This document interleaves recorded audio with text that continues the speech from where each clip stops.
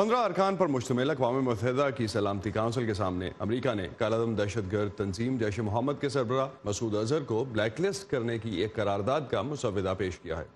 اس نوعیت کی قرارداد 2 ہفتے قبل بھی پیش کی گئی تھی، جو چین کی طرف سے اس معاملے میں مزید وقت مانگے جانے کے باعث منظور نہیں ہو پائی تھی۔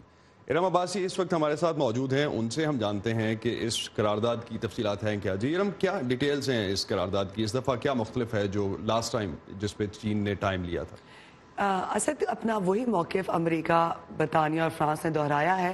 قرارداد کے مسودے میں یہی کہا گیا ہے کہ مسعود اظہر کے اثاثے منجمد کیے جائیں، ان کو دہشت گرد قرار دیا جائے تاکہ اسلحے کی خرید و فروخت وہ نہ کر پائیں، اور تیسرا یہ کہ ان پہ سفری پابندی عائد کی جائے۔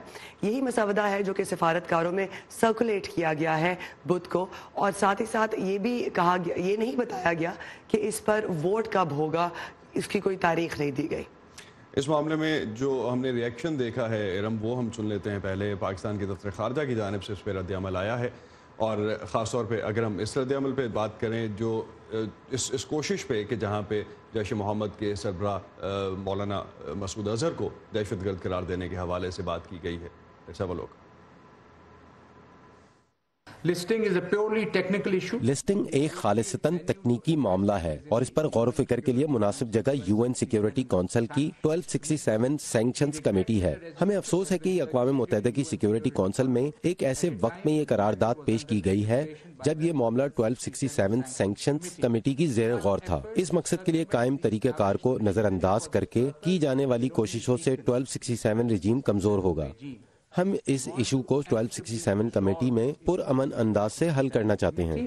through consultations and respect for member states۔ Um, reaction جو ابھی آیا ہے پاکستان کی طرف سے، چائنا نے بھی ری ایکشن دیا ہے، اور مور لیس دونوں کا ایک ہی ری ایکشن ہے۔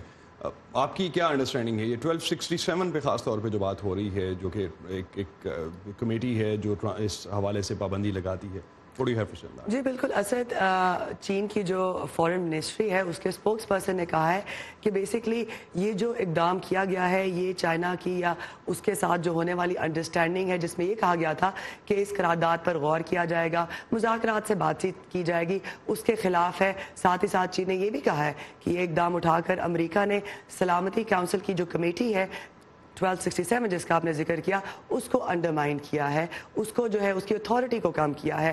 اس کمیٹی کے بارے میں آپ نے پوچھا ہے تو ہم بتاتے چلے اپنے سامعین کو کہ یہ وہ کمیٹی ہے جو کہ 1999 میں بنائی گئی تھی، اور اس کا مقصد یہ تھا، ریزولوشن 1967 پاس ہوئی اور اسی کے تحت کمیٹی بنی، جس کا مقصد یہ تھا کہ طالبان کے جو رہنما ہیں ان پر سفری پابندی عائد کی جائے، ان کے اثاثے منجمد کیے جائیں۔ ساتھ ہی ساتھ پھر یہ ہوا کہ وقت گزرنے کے بعد اس کا دائرہ کار وسیع کر دیا گیا، اور اب یہ کمیٹی جو ہے ہر اس شخص کے بارے میں، ہر اس تنظیم کے بارے میں جس کو سلامتی کونسل میں متفقہ طور پر دہشت گرد قرار دیا جاتا ہے، اس کے اثاثے منجمد کرتی ہے، اس پر سفری پابندی عائد کرتی ہے۔ تو القاعدہ سے سٹارٹ ہونے والا یہ جو سفر ہے وہ کافی حد تک ایڈوانس ہو چکا ہے۔ ارم عباسی ہمارے ساتھ تھی۔